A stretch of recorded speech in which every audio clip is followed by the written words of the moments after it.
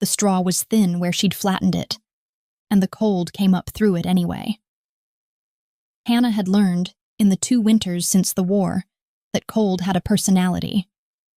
It didn't just settle. It searched. It found the gap between her collar and her neck, the torn hem of her cloak, the place on her left side where the fabric had worn through entirely. She'd stuffed that hole with dried grass weeks ago. The grass had compressed to nothing. She hadn't found time to replace it. She lay curled in the narrow space behind the discard bins, in the shadow corridor between the royal kitchen's back wall and the old stone fence that divided the servant yards from the castle proper. It was not a shelter, exactly. It was a forgotten place, and forgotten places, she had learned, were the only safe ones for girls like her. The smell was always the same, a rotting vegetable ends, the sour, yeasty ghost of bread that had gone bad before anyone could use it. Underneath it all, the sharp iron edge of a northern wind that no wall, however thick, could fully keep out. Her stomach made a sound she had stopped being embarrassed by. She pressed her hand flat against it, not to silence it, but because the pressure helped. Tricked the body, just a little. Made it think something had happened. Nothing had happened. She had not eaten since the morning of the previous day, and even that had been small. A heel of bread someone had dropped near the lower market. She had hesitated 3 full seconds before picking it up. She always hesitated. It felt important to hesitate, as though the pause was the last thread of dignity she still held. "I'm sorry," she had whispered, to no one, before she put it in her mouth. She whispered that often. To the bins she stole from. To the guards whose backs she slipped past. To the memory of her mother, who had raised her to be better than this, and who had not survived the war long enough to see what this had become. Hannah was an Omega. In the Blackridge pack, that word carried a weight most people never thought about, because they never had to. It meant no rank, no protection, no voice in any room that mattered. It meant you worked when work was given, and starved when it wasn't. It meant that the law, which punished theft, applied to you at full severity, while the law that was supposed to protect you seemed written in a language no one remembered how to read. After the war, it had gotten worse. The Northern Campaign had lasted 14 months and taken nearly a third of the pack's fighting wolves. What remained of the kingdom was held together by the iron will of one man, Alpha King Reed Brennan, and by the kind of austerity that looked like order from the top and looked like slow death from the bottom. Resources were rationed. Movement was monitored. The lower districts, where the Omegas were quietly crowded after the rebuilding effort claimed their former quarters, had become a place the rest of the pack did not speak of unless they had to. Hannah had been surviving in them for 8 months. She had memorized the royal kitchen's rhythms the way other people memorized prayers. The head cook arrived before dawn. The scullery workers came in 2 rotations, one at midday, one at the closing hour. The discard bins were emptied every morning before the first light, which meant the narrow window between the guard's change and the cook's arrival was the only time the back corridor was unwatched. 17 minutes, 18 on good nights. She had it down to a sequence.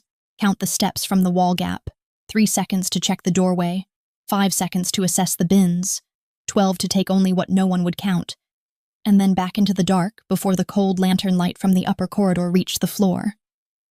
She never took more than she could carry in her cloak without it showing. She always whispered sorry. It had worked for months. It had worked. But tonight, as she eased herself upright and pressed her back against the stone, she felt something she hadn't felt before. The air had changed. She stood still for a moment. Her fingers were already numb, which made it harder to be certain. But there was a quality to the silence that was different. Not empty, the way silence usually was in the pre-dawn cold, but full. Weighted with something she had no word for. The hairs at the back of her neck rose one by one. "Don't be foolish," she told herself, You've done this 100 times. She moved. The back door was unlatched, the way it always was at this hour. She slipped through it without touching the frame.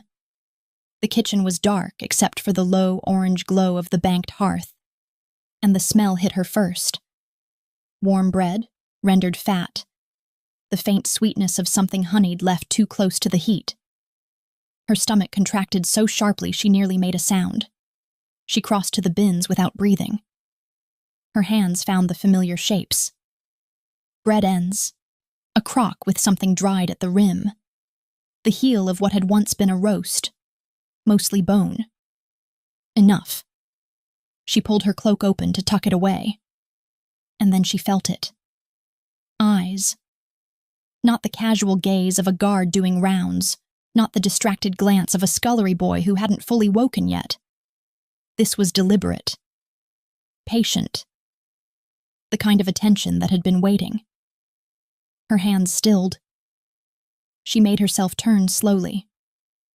At the far end of the kitchen, where the archway opened into the inner corridor of the castle, a silhouette stood in the dark. Still. Enormous.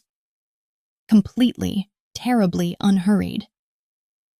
Her heart slammed against her ribs. She could not see his face, but she could feel the weight of him, the particular, unmistakable pressure of alpha dominance, old and dense as iron, pressing against her skin like a second cold. The bread slipped from her fingers. "I'm sorry," she whispered. She ran. He stayed in the archway long after the sound of her footsteps had faded. The kitchen settled back into its silence. The low pop of the banked hearth, the distant moan of wind finding the roof joints, the absolute stillness of a castle that did not yet know it was morning. Reed Brennan stood with his arms crossed and his back against the stone and looked at the place where she had been. The bread she had dropped lay near the base of the bin. He looked at it for a long moment. Then he looked away. They called him the Iron Sovereign in the lower kingdoms. In Blackridge, his own people used simpler language. The king, the alpha, and when they thought no one important was listening, the wall, as in immovable, as in nothing gets through. He had heard all of it, and had never bothered to correct any of it. Because a reputation built from fear was still a reputation. And reputation was one of the few things that kept a kingdom from bleeding out in the years after a war. He had made decisions during the Northern campaign that he did not regret. He needed to be precise about that, because precision mattered. Not regretting something was not the same as being untouched by it. He had sacrificed the eastern flank. 300 wolves, redirected into territory they could not hold, buying time for the main force to push the rogue advance back from the capital. It had worked. The capital stood. The pack survived. The 300 did not.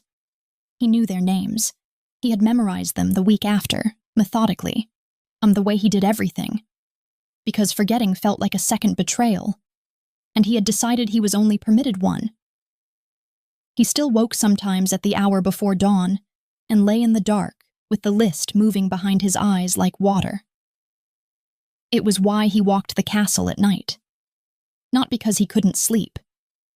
He had trained himself past that particular weakness years ago. He walked because stillness, in the dark, in a quiet room, left too much space for the list. Movement kept it at bay. The kitchens, the lower corridors, the old eastern stairwell that no one used anymore. He had mapped them all in his own private insomnia, turning the castle into a circuit he ran when the nights grew heavy. He had first seen her 6 weeks ago. A shape in the back corridor, moving in a way that was almost liquid. Low, careful, nothing wasted. He had registered her as a threat before he registered her as a person, which was instinct. And then he had registered her as an omega, which was information. And then he had watched her hands and understood what she was doing. And something in him had gone very quiet. She took the bread ends, the bones, the vegetable scraps that had gone soft. She left the preserved meats entirely. She left the cheese. She left a full crock of rendered fat that could have been traded in the lower market for 3 days of real food, and which he knew, because he knew the lower market's exchange rates, she almost certainly needed. She took only what no one was counting. He had stood in the archway and watched, and had not moved, and had not spoken, and had not been able to explain it to himself in any terms that made immediate strategic sense. She was trespassing in the royal kitchen. The law was not ambiguous on the matter. His beta commander would have had her removed, documented, and processed before she'd drawn a second breath. Reed had let her fill her cloak and run. He had gone back to his rooms and sat at his desk and looked at the wall for a while. Then he had gone back the next night. Torrin found him the following morning, which was Torrin's particular talent, appearing at the exact moment Reed least wanted company, wearing the expression of a man who believed inconvenient truths were a form of loyalty. "The kitchen reports are inconsistent," Torrin said, setting a document on the table without being invited to. "Bread counts, bone stock. The discard tallies don't match the waste logs." "How large is the discrepancy?" "Small. That's what concerns me." Torrin's jaw was set in the way it got when he'd already decided something and was waiting for Reed to agree. A large theft is clumsy. Small, consistent, targeted discrepancies suggest someone who knows what they're doing, someone who's been inside more than once. Reed looked at the document without picking it up. "You want an investigation? I want to post additional guards on the kitchen corridor. Night rotation, back entrance." "No." Torrin's expression didn't change, which meant it wanted to. "Alpha." "I said no." Reed set the document aside. "Increase the morning inventory checks if it concerns you. The back corridor stays as it is." There was a pause. The specific pause Torrin used when he was deciding how far to push. He had served Reed for 11 years. He knew, generally, where the line was. "As you say," he said, and left. Reed ordered the investigation Torrin wanted. A quiet one, pointed at the lower districts, asking the kind of general questions that produced no useful answers. It would satisfy the paperwork. It would satisfy Torrin's need to feel the kingdom was responding appropriately. It would find nothing. Because that night, Reed dismissed the kitchen guard 2 hours earlier than usual, and took up his position in the archway himself, and waited. He told himself he was assessing a security risk. He told himself he wanted to understand the full pattern before taking action. He stood in the dark and watched the back door and did not examine either of those explanations very carefully. The cold deepened. The hearth ticked and settled. Then, quiet as breath, careful as prayer, the back door opened. She slipped through it the way she always did, not touching the frame. Her cloak was the same one, the torn left hem trailing, the right side pulled close. Her hands found the bins without hesitation. Reed didn't move. She was thinner than he'd first registered. The lantern light from the hearth caught the side of her face as she turned, and he could see the hollow beneath her cheekbone that hadn't been there in women who were eating enough. Her fingers were quick and economical, wrapping the scraps without fumbling, but her hands were shaking. Not from guilt, he realized, from cold, from exhaustion, from the specific tremor of a body spending everything it had left just to keep upright. She took less than usual tonight. He didn't know why that made something tighten in his chest. She gathered her cloak closed, turned toward the door, and stopped. He watched her go still, watched the way her shoulders changed, a barely perceptible shift, the animal awareness of being observed. She knew.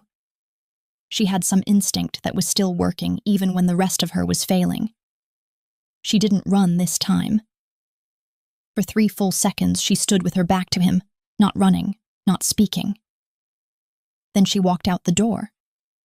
Reed exhaled slowly through his nose. He uncrossed his arms, looked at the bin, looked at the door. He came back the next night. She almost didn't come back. She had spent the better part of 2 days arguing herself out of it, standing in the narrow lean-to off the lower district's east wall, which passed for shelter in the way that a cupped hand passes for a bowl, and listing every reason the kitchen was no longer safe. He had seen her. Twice. A large, still, unmistakably powerful silhouette that could only be one thing in a castle like that, at that hour, in that corridor. She didn't let herself think the name. Thinking the name made it more real than she could afford.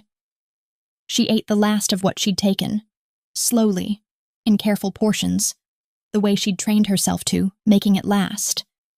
And when it was gone, she sat with her back against the cold stone and listened to her stomach and thought about probability. The probability that he would report her, that enforcers would come, that the next time she visited the kitchen, the back entrance would be guarded and the guards would not be the kind who looked away. She thought about this for a long time. Then hunger made the decision for her, the way it always did in the end. Hunger was not interested in probability. Hunger was blunt and absolute, and it did not argue. It simply became loud enough that every other thought had to speak over it, and eventually nothing else could be heard at all. She went back on the third night. She came through the door more slowly than usual. 1 step, then a pause. 2 steps, then stillness, reading the air the way you learned to read it when stillness was the difference between safe and not. The kitchen was quiet. The hearth burned low. Nothing moved. She let herself breathe. She crossed to the bins and stopped. Something was different. The scraps were there, the way they always were, but they were arranged differently. Not the careless heap of a day's discards, but something closer to order. The bread ends were dry as usual, but set to one side. The bones were wrapped loosely in cloth. And on top, placed deliberately, unmistakably deliberately, because nothing in a discard bin sat like that on its own, was a small loaf of bread. Not a heel. Not a leftover portion. A whole loaf, modest in size, still holding the faint warmth of an oven that hadn't fully cooled. Hannah stared at it. Her first thought, immediate and practical, was that it was a trap. Bait. That someone had placed it there to confirm she was real, and then the door behind her would open, and that would be the end of it. She waited. Nothing moved. No door opened. Her second thought was that someone had made an error, left it in the wrong place, that it wasn't meant for her at all. But it was sitting precisely where her hands always reached first. She had a precise routine, and whatever had placed this loaf knew it. Her fingers touched the crust. Then, because she had not eaten in a day, and her hands were already shaking, and some thresholds once crossed cannot be uncrossed, she picked it up.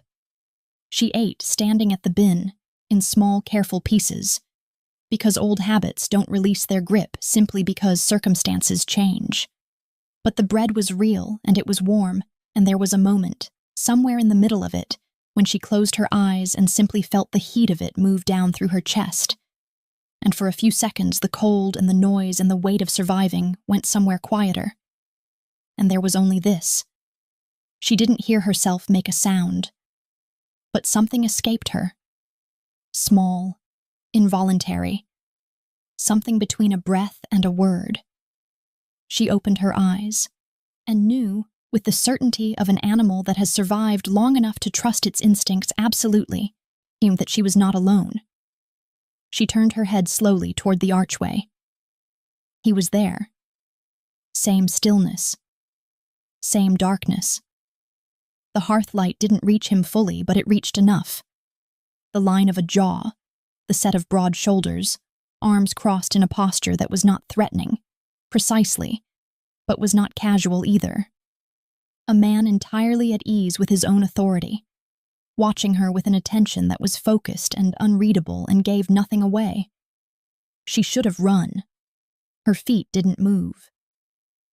They looked at each other across the length of the kitchen, she with half a loaf still warm in her hands, he without expression, without demand, without any of the things she had been bracing for since the first night he'd appeared in that doorway. The silence stretched. She counted her own heartbeats inside it. Then she looked down at the bread in her hands, back up at the shadow in the archway. "Thank you," she whispered. It was barely sound, more breath than word. He said nothing. But something shifted in the dark. A barely perceptible thing. Less movement than its absence. Like a man who had been holding a tension he hadn't known he was carrying, and had, without meaning to, let it go. Reed Brennan stood in the archway of his own kitchen and felt something he hadn't felt in a long time move quietly through his chest. He didn't have a name for it yet. He didn't reach for one. He simply stood there in the dark, watching her finish the bread, and did not move until she was long gone. The work assignment came without warning, the way most things did in the lower districts. A beta overseer appeared at the lean-to before dawn. Not Hannah's overseer, someone else's, which meant the regular crews were short and they were pulling anyone available, and told her to report to the castle's outer wall for stone clearing.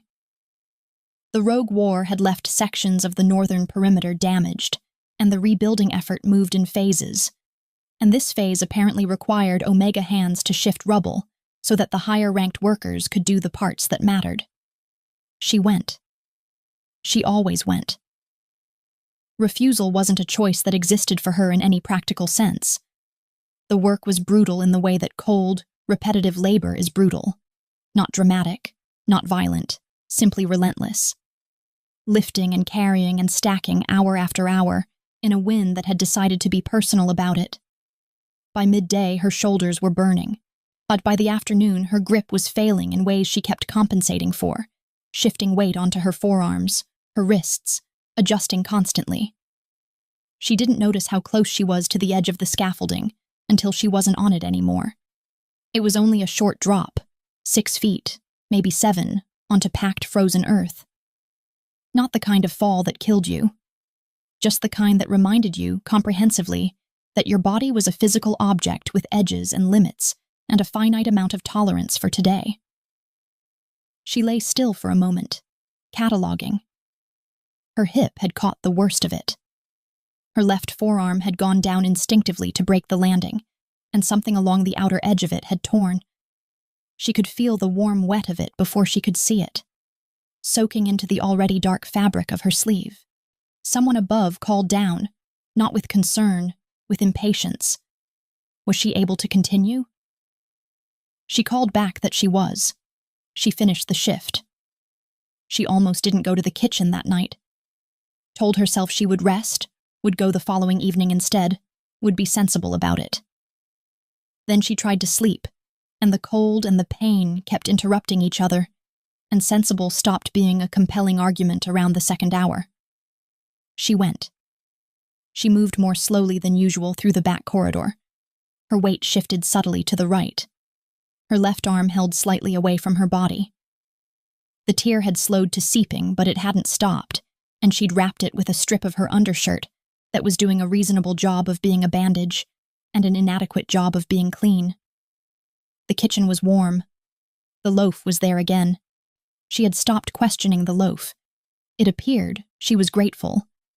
Those were the operative facts, and she had decided they were enough. She reached for it with her right hand, and in shifting her weight, her left arm pressed against the bin edge, and the sound she made was quiet but involuntary. She stilled immediately, pressed her lips together, waited for the pain to subside to its previous, more manageable level. Movement from the archway. Not the settled stillness she had come to recognize. Movement, deliberate, coming toward her. Every instinct lit up at once. She stepped back, her right hand coming up in the involuntary gesture of someone who has learned that people moving toward them quickly are generally not bringing good news. "I'll go," she said. Her voice was steadier than she felt. "I'll leave right now. I won't come back. Sit down." 2 words, not loud, not cruel. The tone of a man who was accustomed to being obeyed and had never found it necessary to shout about it. She sat, on the low stool near the hearth, because her legs made the decision before her mind finished arguing, and watched him cross the kitchen with the particular wariness of someone waiting to learn exactly what form the consequence was going to take. He crouched in front of her, not looming, not performing authority, simply level with her, which was somehow more disorienting than if he'd stood over her. He reached for her left arm. She flinched. He paused. One beat. Then continued, his grip careful, turning her arm to the light with a deliberateness that was almost clinical. He unwrapped the strip of undershirt, looked at what was underneath, and said nothing. Then he stood, moved to the kitchen's supply shelf, and came back with a clean cloth and something in a small crock that smelled astringent and medicinal. He opened the crock, applied it with the focused attention of someone who had done this before, on worse wounds, and had not lost the habit of precision. It stung. She didn't make a sound. He wrapped the cloth around her forearm, firm and even, and tied it off with a neatness that suggested this was not, for him, an unfamiliar task. She stared at the side of his face throughout all of it, the strong line of his jaw, the faint scar along his left temple she hadn't been close enough to notice before. He didn't look at her, kept his eyes on his work, methodical, unhurried. When he was done, he didn't move away immediately, just remained crouched, looking at the bandage, as though checking it against some internal standard. "Why are you helping me?" she asked. Her voice came out quieter than she intended. It wasn't a challenge. It was a genuine question, carrying the particular bewilderment of someone for whom unexpected kindness had become harder to process than cruelty. He didn't answer. He stood, set the crock back on the shelf, the way a man puts something away when he's done with a task and moving on to the next. He didn't look at her again. He walked back to the archway, and then he was gone, back into the inner corridor, into the dark, as though he had simply been passing through and the whole thing had been incidental. Hannah sat on the stool beside the hearth with her newly bandaged arm in her lap and looked at the empty archway for a long time. She thought about the loaf appearing on top of the bin, the kitchen corridor that somehow stayed unguarded at the right hours, the silhouette that watched without reporting, night after night. And now this. Clean cloth, careful hands, a crock of medicine that had not been cheap to source. The pieces arranged themselves slowly, the way things do when you've been refusing to look at them directly. There was only one person in this castle with the authority to leave a corridor unguarded. Only one person whose presence in the kitchen at that hour would go unquestioned. Only one person who could watch an Omega steal from the royal bins for weeks and choose, deliberately, to do nothing. The bread slipped from her fingers again. The king, she thought. It's been the king. It became a thing with a shape, not an agreement. They had never spoken enough to agree on anything. Not a routine, exactly, because routines implied intention, and neither of them had acknowledged intending anything at all. But it had a shape, the way a path has a shape after enough people have walked the same ground without discussing it. You could see the outline of it, if you looked. He waited. She came. The kitchen held them both in its low warmth for a while, and then she left. And he stayed, and neither of them mentioned it the next time. The first real conversation happened by accident, the way most true things do. She had been eating. The portions had gotten better gradually, incrementally, in the particular way that change happens when someone is trying not to be noticed making it. The bread was consistently fresh now. There had been dried fruit twice. Once, a small wrapped portion of soft cheese that she had held for a full minute before allowing herself to believe it was real. She knew who was responsible. She had known for 9 days. She hadn't said anything about it because saying something would make it a different kind of thing, and she wasn't certain she was ready for that. That night she was eating near the hearth, and the fire shifted and sent up a brief warm light, and without planning to, she said, It's quieter than I expected. The castle. At night. She wasn't sure why she said it. It was simply there in the silence, and the silence had begun to feel less like absence and more like a held breath, and something in her was tired of holding it. A pause from the archway. More than, most people are afraid of it. His voice at low volume was different than she'd expected. Less command in it. More texture.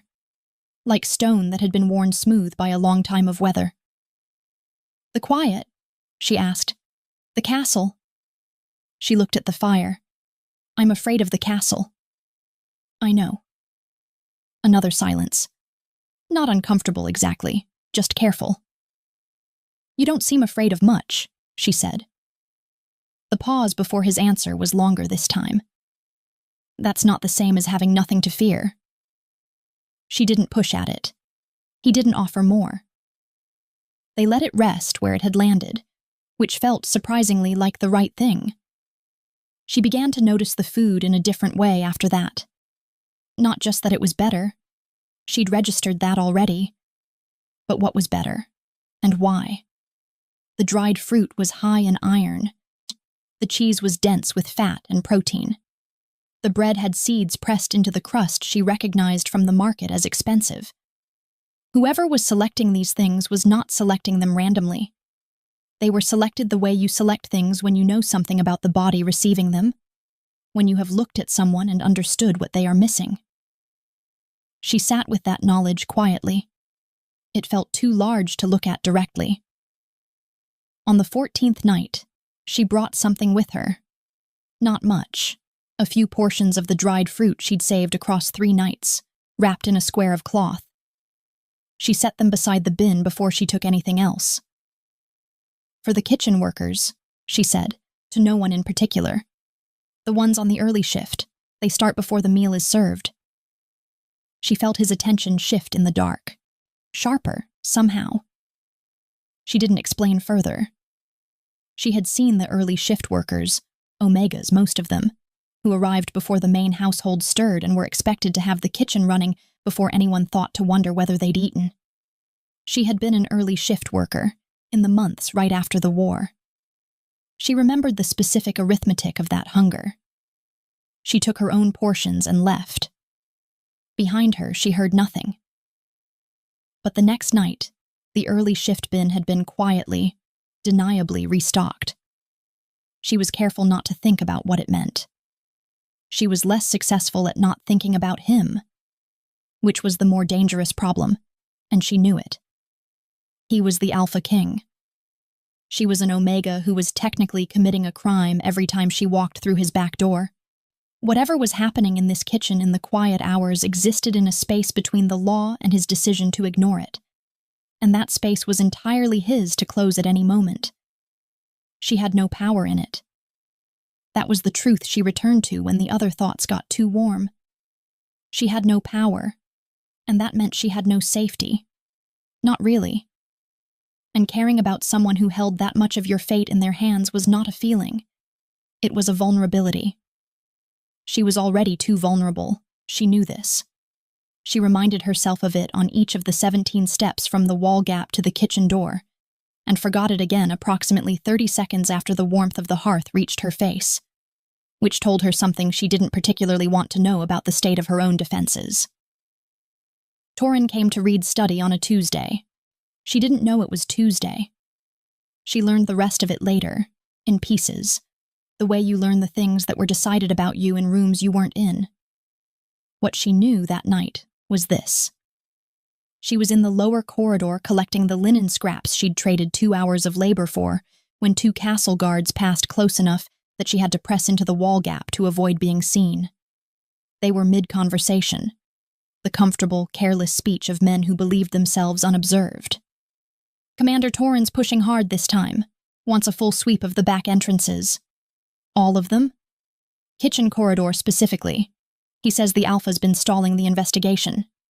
A short laugh. Not for long, I'd wager. Torin doesn't stall. Their voices faded down the hall. Hannah stood in the wall gap with the linen pressed against her chest, and the cold finding her, again, through all the places she hadn't managed to patch. She thought about the bread, the cheese, the careful bandage on her arm, still faintly visible as a slight stiffness when she flexed her wrist in the cold.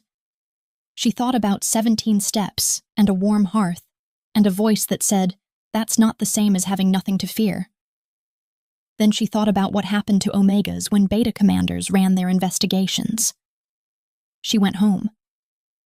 She lay on her flattened straw and stared at the dark above her and understood, with a clarity that felt like something closing, that she could not go back.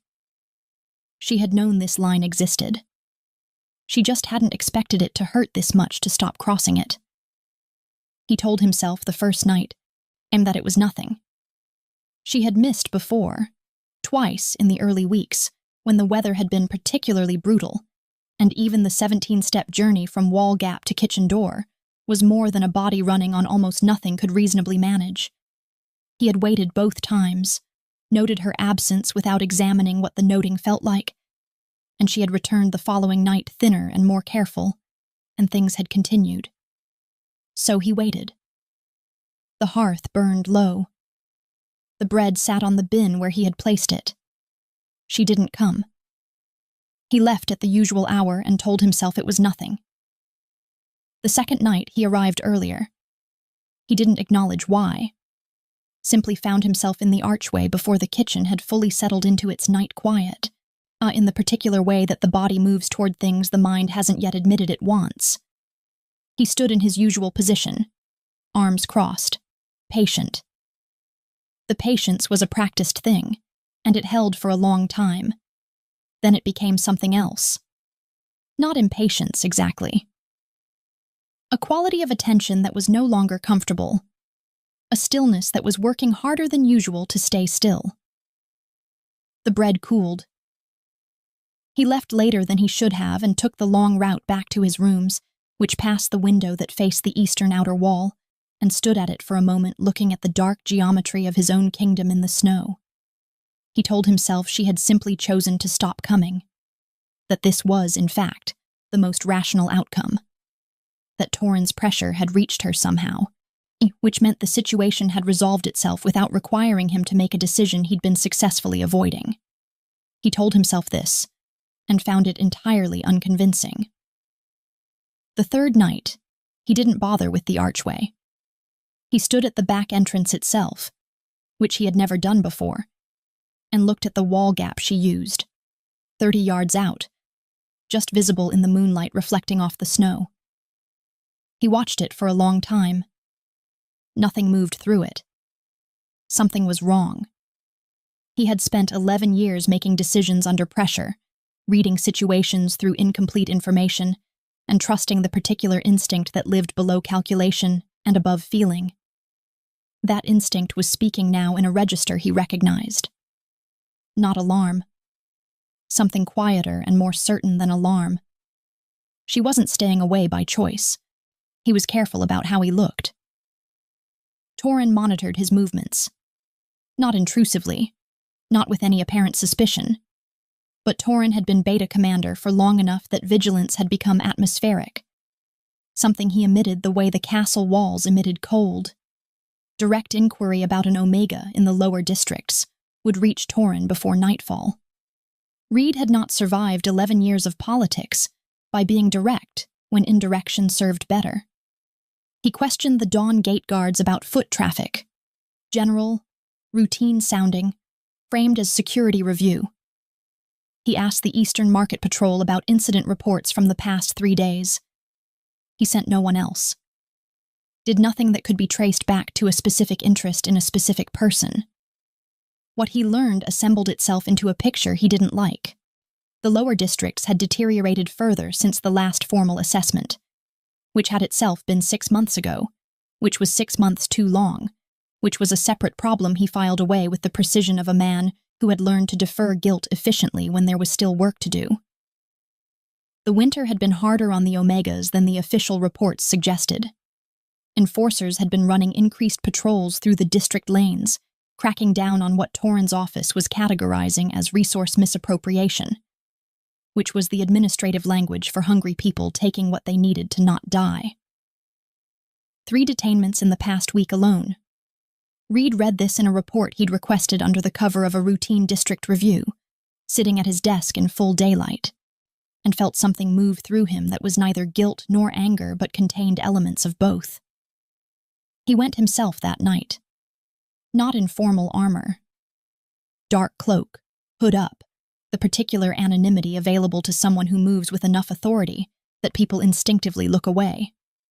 He knew the lower districts in the abstract, maps, reports, numbers, and was discovering, as he moved through them, that the abstract and the actual were separated by a distance that the maps had not thought to measure.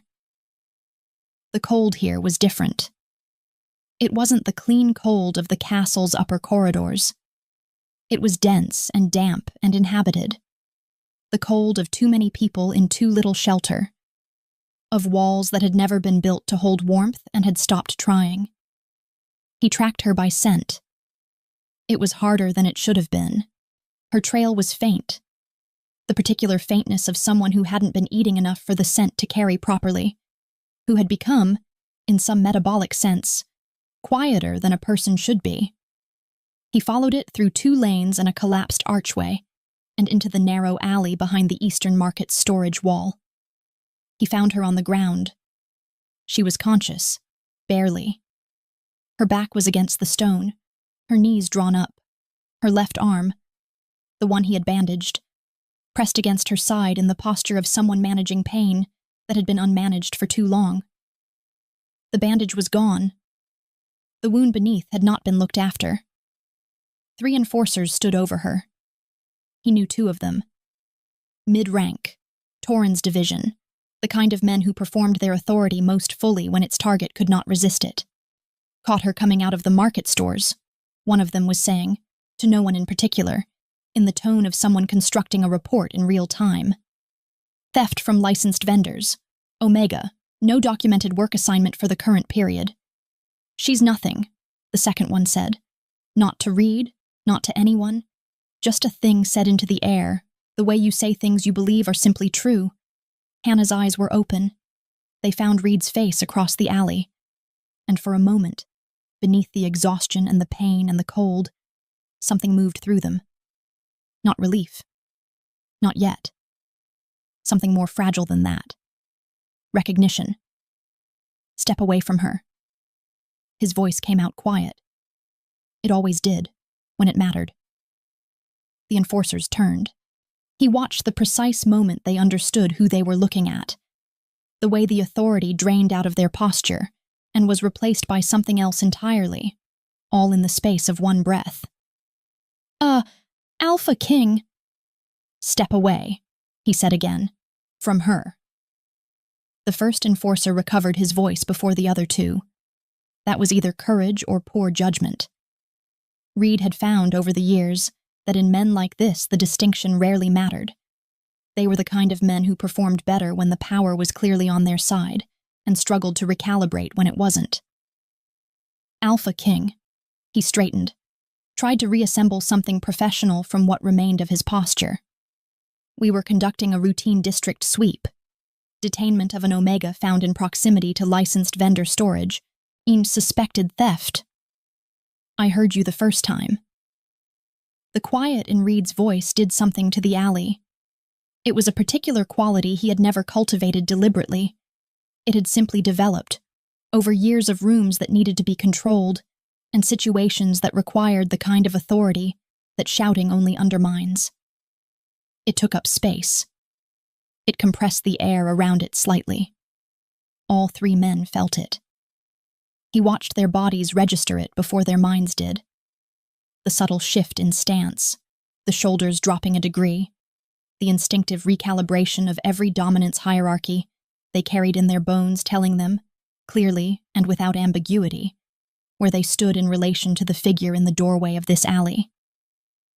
She was found near the stores, the second enforcer tried.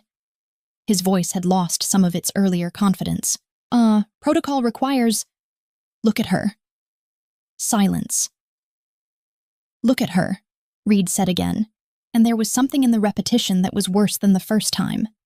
Measured, deliberate. The tone of a man giving someone the opportunity to understand something before he stopped being patient about it. She cannot stand. Her wound has reopened. She has been in this alley, in this cold, for... He assessed quickly, the way he assessed everything. At least 2 hours, and you are standing over her constructing a report. No one spoke. The third enforcer, younger, the one who had said nothing yet, had gone very still in the particular way of someone hoping to become difficult to notice. Reed stepped fully into the alley. It wasn't a large movement. He didn't raise his voice. He didn't reach for the authority the way lesser men reached for it. Loudly, but with demonstrations. He simply moved, and the alpha dominance moved with him, and the air pressure in the alley changed the way it changes before a storm when the atmosphere is making a decision. The 2 senior enforcers took a step back, then another. Their knees bent. It wasn't voluntary. Reed knew it wasn't voluntary, had known since adolescence that this was what the power did when he stopped containing it, when he let it simply exist at its actual size instead of the carefully moderated version he maintained for daily function. It pressed down. It found the submission reflex that existed in every ranked wolf below him, and it applied itself to it, quietly and completely, until the body responded regardless of what the mind preferred. All 3 men were on their knees before he reached Hannah. He looked at them for a moment, specifically at the 2 senior ones, whose earlier ease had curdled into something more honest. "You harm what is mine," he said, "and you stand in front of me and cite protocol." The words fell into the silence of the alley and stayed there. "She didn't take anything." His voice hadn't risen. It didn't need to. "You found her near the stores, near, and you chose this." A pause. "I'll remember that you chose this. Don't..." The voice was faint. Almost nothing. He turned. Hannah was looking at him from the ground, her face pale with cold and effort, her eyes carrying the specific exhaustion of someone who has been spending reserves they don't have. But her gaze was direct. Clear. Despite everything. "Don't hurt them," she said. Barely a whisper. They were doing what they were told. Reed looked at her for a moment. Even now. Even here. With her wound open and her body failing, and 3 men who had been standing over her with the full weight of institutional authority, she was asking him to spare them. He exhaled slowly through his nose. "Leave," he said to the enforcers. "All 3 of you. Tonight's patrol is finished." They didn't need to be told twice. He listened to their footsteps disappear down the lane and did not watch them go because he had already stopped thinking about them. He crouched beside her. Up close, it was worse than it had looked from the alley entrance. The cold had been on her for too long. Her lips were pale. The arm was bad, not catastrophically, but badly enough, the kind of wound that had been quietly worsening for days, while she managed it with the insufficient resources available to someone in her position. He got one arm beneath her knees and one behind her back. She made a small sound of protest. "You can't," he said simply. Not unkindly. She didn't argue further, which told him more than anything else had, exactly how much this had cost her. He stood, lifting her with a steadiness he made deliberate. Not the careful movement of someone managing a fragile thing, but the unhurried certainty of someone who had no intention of putting her down. She was lighter than she should have been. That fact moved through him and settled somewhere it would not be easily dislodged. Her head came to rest against his shoulder. He wasn't certain she chose it. Exhaustion had made the decision. After a moment, barely audible against the wool of his cloak, she spoke. "You shouldn't have come." Reed looked straight ahead, into the dark lane, at the snow beginning to fall again in the thin light between the buildings. "You didn't come to me," he said. She had no answer for that. Neither did he, really. He carried her out of the alley and into the night. and the snow fell around them without caring about rank or protocol or any of the careful distances two people construct when they are afraid of what closing them might mean. The first thing she registered was warmth. Not the thin, provisional warmth of a banked hearth viewed from a distance, or the borrowed warmth of wolves sleeping nearby in the lower district shelters. This was structural, built into the walls, into the thick wool blankets, into the very air of the room, which held heat the way rooms hold heat when they have never once had to choose between warmth and something else. She didn't open her eyes immediately. She lay still and let the warmth exist around her and thought, with the clear-headed practicality of someone who has learned to assess situations before reacting to them. This is not where I was. Then she opened her eyes. Stone ceiling. High. A single lamp burning low on a table beside the bed. A real bed, with a frame, with a mattress that had not compressed to nothing. A window, shuttered against the dark. A room that was plain by castle standards, and entirely unlike anything she had slept in for 2 years. She sat up. The arm had been properly dressed. Clean cloth, tight and even, the astringent smell of the same salve he had used before. Someone had also replaced her ruined outer layer with a plain wool tunic, rough but whole without tears or patches. She was in the castle. She was in the castle. She moved toward the door on instinct, the same instinct that had kept her alive for 2 years, which was simply, wrong place, move. And the door opened before she reached it. Reed stood in the frame. He was without his cloak, which was the first time she had seen him without it, and the difference was disorienting in a way she hadn't expected. He looked less like a silhouette, more like a person. He was watching her with the same focused attention she had come to recognize. But there was something different in it tonight. A quality she didn't have an immediate name for, some layer beneath the usual stillness. "You should be lying down," he said. "I need to go." Her voice came out steadier than she felt. "I can't be here. If anyone sees me, if Torin's people find out, Torin answers to me. I don't." The words came out before she'd finished thinking them. She stopped, recalibrated. "I mean, I have no protection here. Whatever this is, whatever you've been—" She stopped again, because she didn't have clean language for what he had been. "I'm an Omega. I don't belong in this part of the castle, and everyone who sees me here will know it."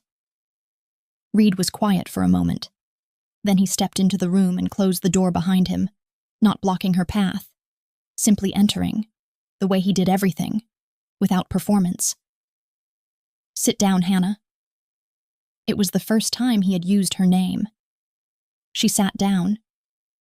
He took the chair across from her, not the bed's edge, not close, a considered distance, and looked at her with the expression of a man who had decided to say something and was choosing the order carefully.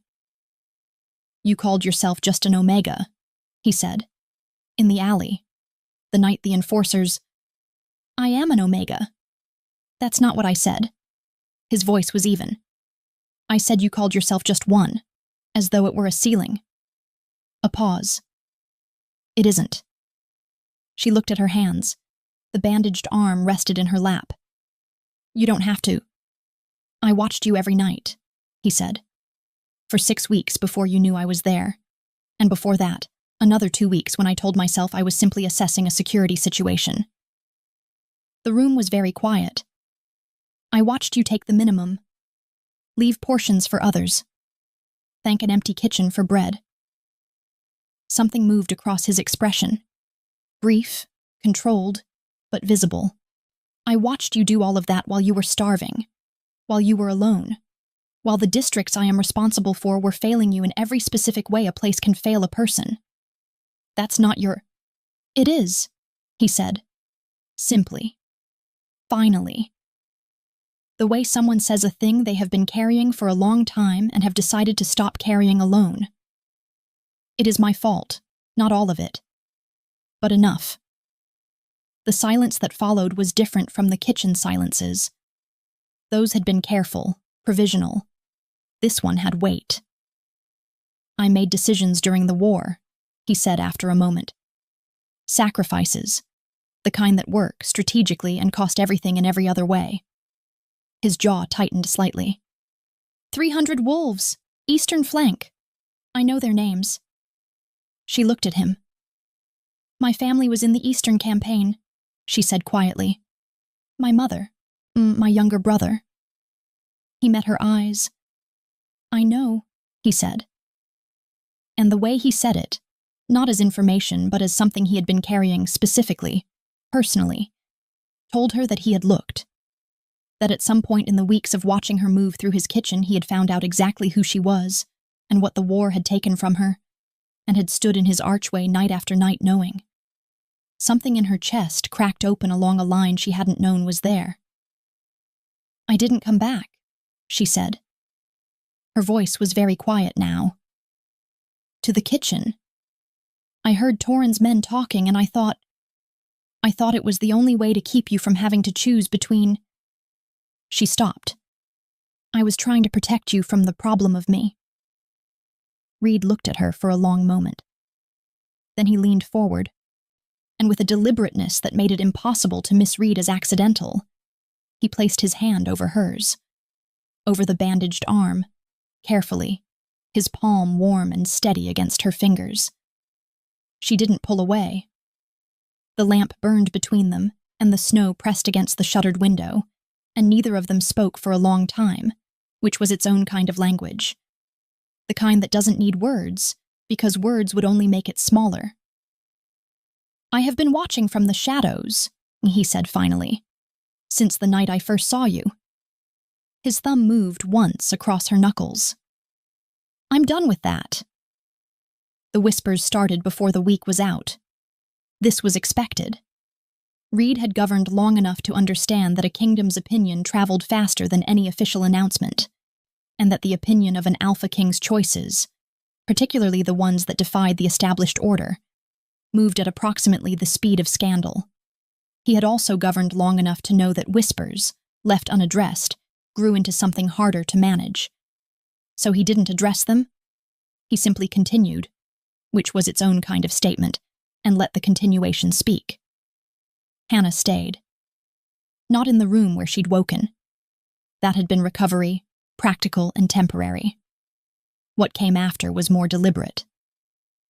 Reed arranged a proper room in the castle's eastern residential wing, modest, functional, with a window that faced the inner courtyard and a hearth that worked. He told the head of household staff that she was under his protection and that her presence was not a subject open for discussion. The head of household told the kitchen staff. The kitchen staff told everyone else. Torrin came to him on the 5th day. He closed the study door behind him, which meant it was going to be a real conversation rather than an administrative one, and stood across the desk with his jaw set in the familiar way. The Pack Council is asking questions, he said. Let them ask. Reed. Torrin rarely used his name without the title.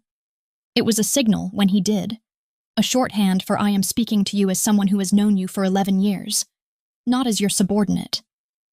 An Omega, given formal protection, living in the residential wing. You understand what this looks like. I understand exactly what it looks like. And Reed set down the report he'd been reviewing. And I have spent 11 years making decisions this pack trusted because I had earned that trust. I am asking them to extend it once more. A pause. She stays, Torrin. That isn't a discussion. Torrin was quiet for a moment. His jaw worked slightly. Then, with the particular grace of a man who has decided that loyalty means knowing when to stop arguing, then I'd suggest giving her an official role, something the council can categorize. It won't silence everything, but it gives them a framework. Reed looked at him.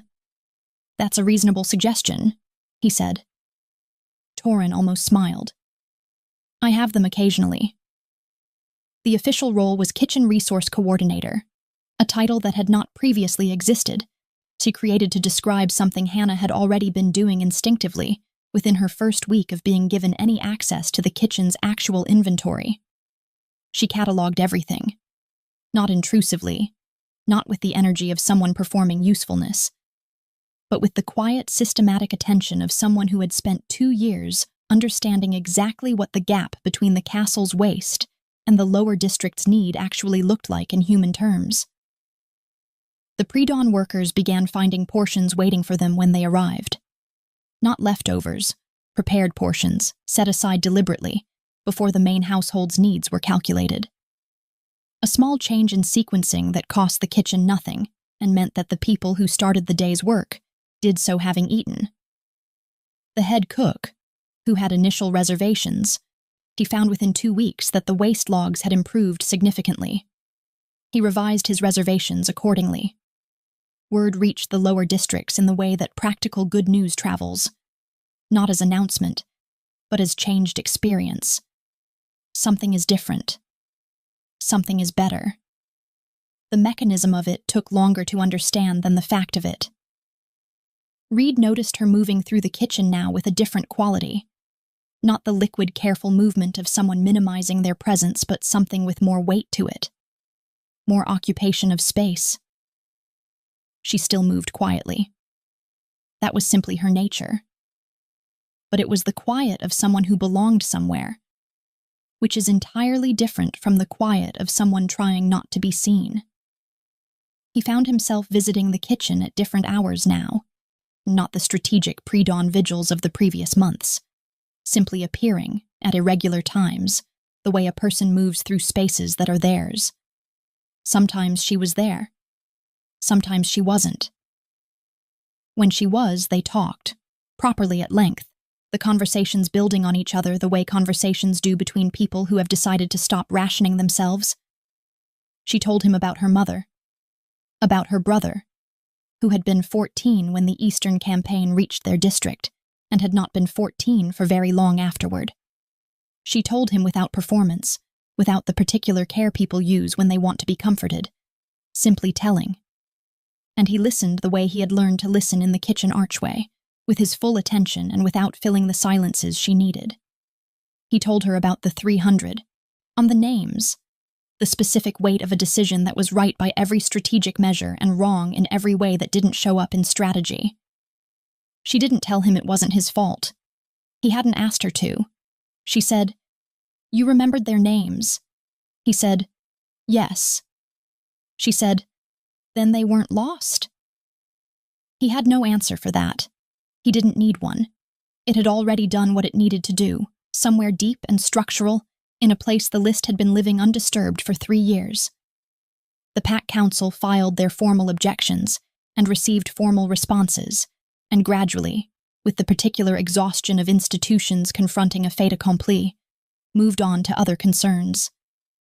The whispers didn't disappear. They simply became familiar, and familiar things lose their teeth.